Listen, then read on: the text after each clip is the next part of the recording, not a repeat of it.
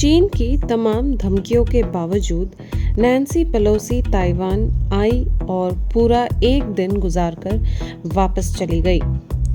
Expert आशंका जता रहे हैं कि पेलोसी की यात्रा से बौखलाया चीन अब ताइवान पर हमला भी कर सकता है।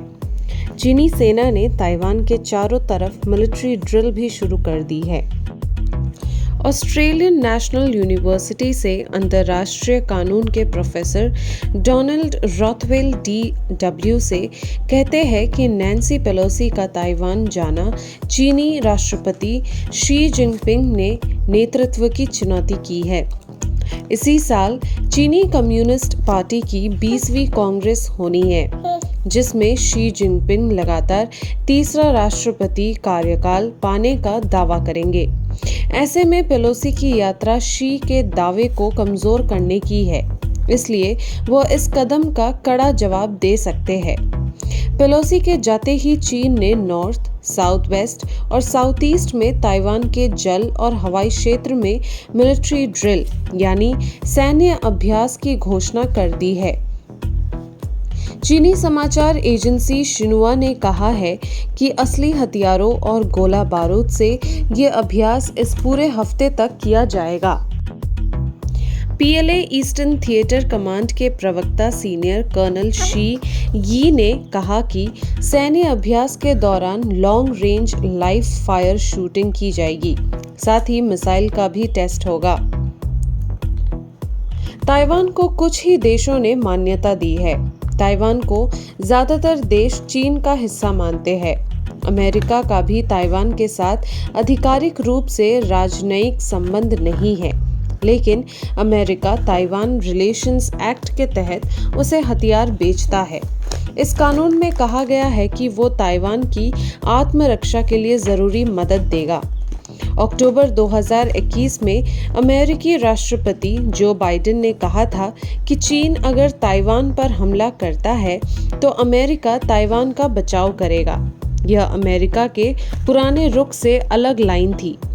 अमेरिकी राष्ट्रपति से पूछा गया था कि क्या अमेरिका ताइवान की रक्षा करेगा, तो बाइडेन ने कहा हाँ, ऐसा करने के लिए हम प्रतिबद्ध हैं।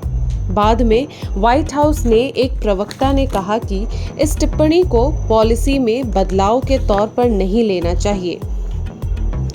चीन और ताइवान के बीच तनाव ऐतिहासिक है। 1940 के दशक में गृह युद्ध के दौरान चीन और ताइवान अलग हुए थे। उसके बाद से ताइवान खुद को स्वतंत्र देश कहता है, जबकि चीन उसे अपने प्रोविंस के तौर पर देखता है और जरूरत पड़ने पर बलपूर्वक मिला लेने की बात करता है। यानी ताइवान पर चीन के हमले का खतरा दशकों से बना हुआ है। ताइवान ने चीन जैसी विशाल शक्ति से निपटने के लिए एसिमेट्रिक वॉरफेयर के मेथड को अपनाया है। इसे पोर्क्यूपाइन स्ट्रैटेजी भी कहते हैं। इसका उद्देश्य हमले को दुश्मन के लिए ज्यादा से ज्यादा कठिन और महंगा बनाना होता है। ताइवान ने एंटी एयर, एंटी टैंक और एंटी शिप हथियारों और गोला बारूद के बड़े भंडार को इकट्ठा कर रखा है। इसमें ड्रोन और mobile coastal defence, cruise missile यानी CDCM जैसे कम लागत वाले युद्धपोत शामिल है।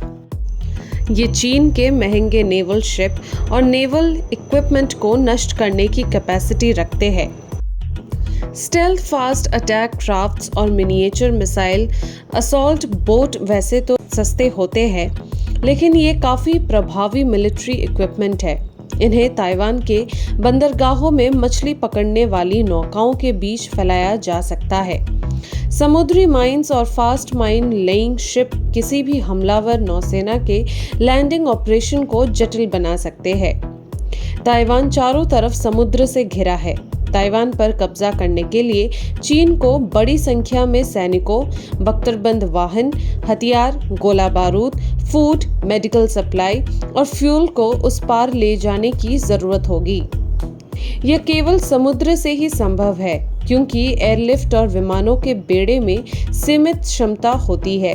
ताइवान के इलाके में द्वीपों की एक श्रृंखला भी है। इनमें से कुछ चीनी तटों के पास है। इन द्वीपों पर पहले से लगे निगरानी इक्विपमेंट चीन के तटों से चलने वाले पहले फ्लीट्स या बेड़े का पता लगा सकते हैं। इससे ताइवान की सेना को मल्टी लेयर सी डिफेंस के लिए पर्याप्त समय मिल जाएगा। इससे पहले कि पीएलए के जवान ताइवान की जमीन पर उतरे और ऑपरेशन शुरू करें, उन्हें ताइवान की समुद्री माइंस, फास्ट अटैक क्राफ्ट और मिसाइल असॉल्ट बोट के साथ लैंड बेस्ड नौसैनिकों का भी सामना करना पड़ेगा। इससे पीएलए की स्थिति काफी कमजोर होगी। यदि मल्टीलेयर्ड सी डिफेंस को भेद कर चीन के सैनिक ताइवान पहुंच भी जाते हैं, तो उसने अपने शहरों को गुरिल्ला युद्ध के लिए भी तैयार कर रखा है। Taiwan man portable air defence system यानी मैनपैड्स और मोबाइल एंटी आर्मर हथियार जैसे कि high mobility artillery rocket system यानी हाइमार्स का यूज शहरी लड़ाई में कर सकता है। साथ ही बिल्डिंग्स को बैरक में बदल सकता है।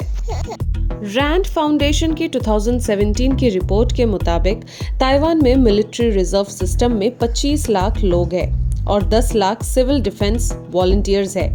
यह संख्या ताइवान की आबादी का 15% है, यानी हर 6 में एक व्यक्ति इससे जुड़ा है। रूस ने इस साल फरवरी में यूक्रेन पर हमला किया था। तब से ताइवानियों के बीच गन ट्रेनिंग की दर तेजी से बढ़ी है। राजधानी ताइपे के पोलर लाइट ट्रेनिंग सेंटर के सीईओ मैक्स चियांग कहते हैं कि बहुत से लोग जिन्होंने अपने जीवन में कभी गन नहीं देखी थी, वे इसका इस्तेमाल करना सीख रहे हैं। युद्ध के समय ताइवान की टैक्टिक्स अपने डिफेंस सिस्टम जैसे कि एयरक्राफ्ट और एंटी बैलिस्टिक डिफेंस सिस्टम को बचाने की होगी। इन्हीं डिफेंस सिस्टम से ताइवान चीन की बैलिस्टिक मिसाइलों को इंटरसेप्ट कर खत्म कर सकता है। पिछले कुछ सालों से ताइवान अमेरिका से दर्जनों एडवांस फाइटर जेट खरीदे हैं। साथ ही खुद से स्वदेशी AIDC FCK-1 चिंगकुओ फाइटर जेट बनाया है। ताइवान ने अपने एयरक्राफ्ट को सबसे ज्यादा सुरक्षा वाले बेस में रखा है। साथ ही पायलट्स को एयरपोर्ट्स पर बमबारी होने की स्थिति में हाईवे पर एयरक्राफ्ट उतारने की ट्रेनिंग दी जा रही है। इसके साथ ही अमेरिका ने युद्ध की स्थिति में ताइवान को डिफेंस सिस्टम और इंटेलिजेंस सपोर्ट देने की बात कही है। इन सभी उपायों से ताइवान को चीन को यह संदेश देने में मदद मिलेगी कि यदि युद्ध छिड़ता है तो यह लंबा, महंगा और काफी खून खराबे वाला होगा।